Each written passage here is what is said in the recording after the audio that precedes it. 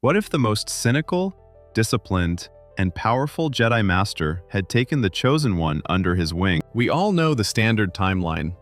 Obi-Wan was the brother Anakin needed, but not the father or mentor he truly required. Obi-Wan's inexperience, coupled with his own dogmatic adherence to the Jedi Code, left a critical void in Anakin's education, one that Palpatine expertly filled. But in this alternate story, Qui-Gon Jinn's dying wish is denied by the Jedi Council. They look at the young, emotional Anakin Skywalker, and they see a future disaster. They see grave danger. And Grand Master Yoda knows one truth. To train the living embodiment of the Force, they need a master who can not only walk the line between the light and the dark, but who has already found a way to master his own inner turmoil. The task falls to the one man who didn't want him in the first place, Mace Windu. The initial years were, predictably, a disaster. Anakin had just lost the one person who saw him as a son, Qui-Gon. He was instantly thrust under the tutelage of the Master, who told him he didn't belong. Imagine the tension. In the beginning, Master Windu and young Anakin clashed constantly. Windu, a man known for his extreme discipline and adherence to the Code, resented the idea of the Chosen One, a title that had previously belonged, in his own mind, to him. But Mace Windu was a pragmatist. When he took Anakin, he wasn't trying to be a father figure. He was taking on a duty. He knew Anakin's late start and his deep, dangerous attachment to his mother Shmi was the main vulnerability. This is where Windu made a choice no one expected. While refusing to let Anakin see Shmi himself, lest he reinforce the attachment, Mace Windu would travel to Tatooine every year on his own. He would ensure Shmi was safe, protected, and well cared for by her new family, the Lars. He even went so far as to make peaceful negotiations with the notoriously violent Tusken Raiders to guarantee her safety. This simple, unexpected act of pragmatic compassion provided Anakin with the one thing he always lacked: security. He learned to focus on his training, knowing that his mother was secure, and most importantly, he was learning from a master who understood that simply denying an emotion doesn't make it disappear. He was taught to let go, not by force, but by quiet trust in his master's actions. 13 years into this intense discipline training, Anakin Skywalker emerged as a Jedi unlike any other. He wasn't just a respected Padawan. He was recognized as an elite duelist whose raw power in the Force was truly beyond measure. The key to this transformation was Windu's greatest secret: Vaapad. Vaapad is the 7th form of lightsaber combat, but Mace Windu's Vaapad was a step beyond. It's described as a state of mind that allowed the user to harness their inner darkness and channel it, not into the dark side, but into a weapon of the light. This form was incredibly controversial within the Council, who feared it would lead Anakin to the dark side. But Windu knew this was the only way to save him. Anakin was born with immense inner conflict, with a power that contained both the light and the dark. Instead of bottling that darkness up, Windu taught him to use it, to balance it. Just like his master, Anakin's mastery of this power was symbolized by a purple lightsaber. It was proof that he had channeled his inner turmoil and his capacity for darkness into something the Jedi could control and wield for good. This wasn't the volatile, explosive Anakin of the original timeline. This was a Jedi who was whole, balanced, and confident. As the Clone Wars neared its end, 2 major events put Windu's training to the ultimate test. First, Anakin began having nightmares, but they were different this time. He was dreaming of his master, Mace Windu, killing his mother. This fear and doubt, long since mastered, crept back in. He couldn't go to Windu. What if the nightmares were true? Instead, he sought guidance from the one person who had always accepted him without judgment, Chancellor Palpatine. Palpatine, sensing weakness, began his manipulation. He played on Anakin's paranoia, questioning why Windu would visit Shmi alone, and suggesting his master didn't truly trust him. He then tested the waters by telling Anakin the famous Sith legend, the tragedy of Darth Plagueis the Wise, and his power to save others from death. But the balanced Anakin noticed something Obi-Wan's Anakin had not. He felt a cold, sinister, dark presence about the Chancellor.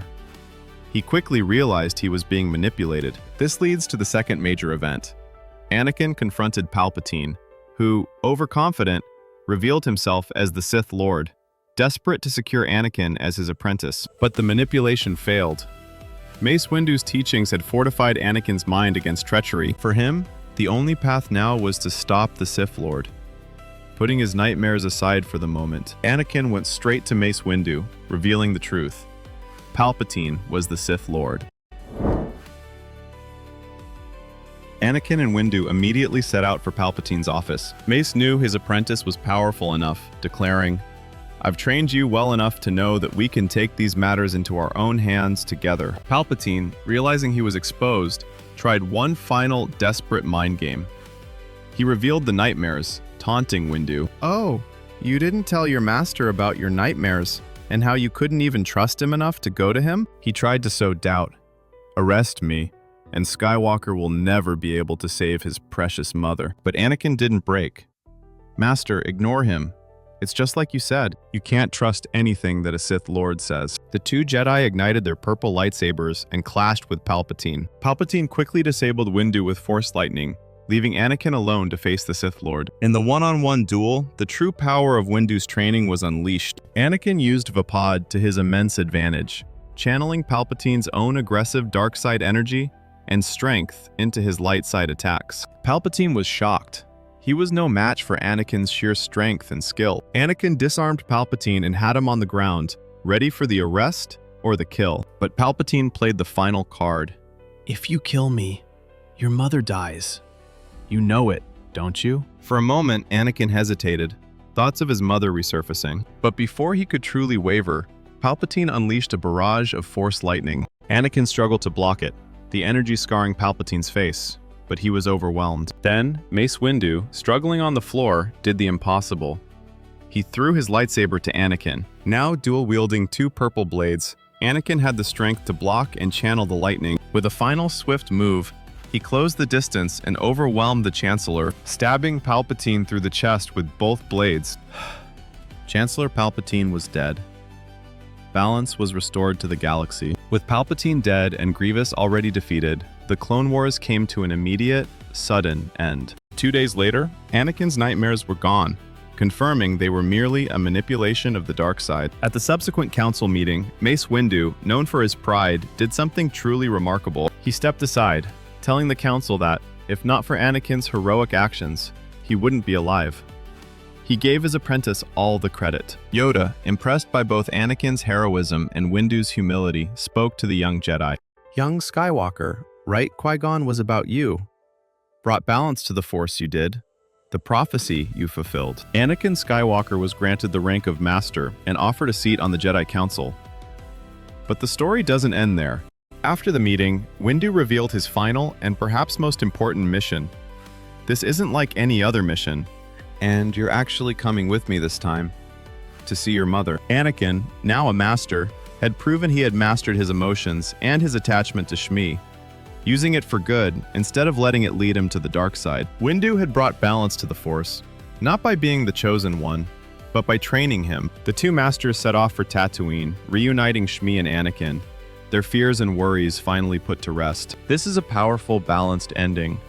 Anakin is the hero, the prophecy is fulfilled, the Sith are gone, the Jedi Order is intact, and the father-son relationship between Windu and Skywalker is cemented. The Jedi Order would continue to serve the Republic, vigilant against new threats like the rising Crimson Dawn crime syndicate, led by the surviving Darth Maul. But for the first time in a millennium, the Jedi faced a future without the shadow of the Sith, all thanks to the rigorous, pragmatic training of Mace Windu. What do you think was Mace Windu's greatest lesson to Anakin? The teaching of Vaapad, or the selfless protection of Shmi on Tatooine? Let me know in the comments below, and don't forget to hit that subscribe button for more deep dives into Star Wars lore.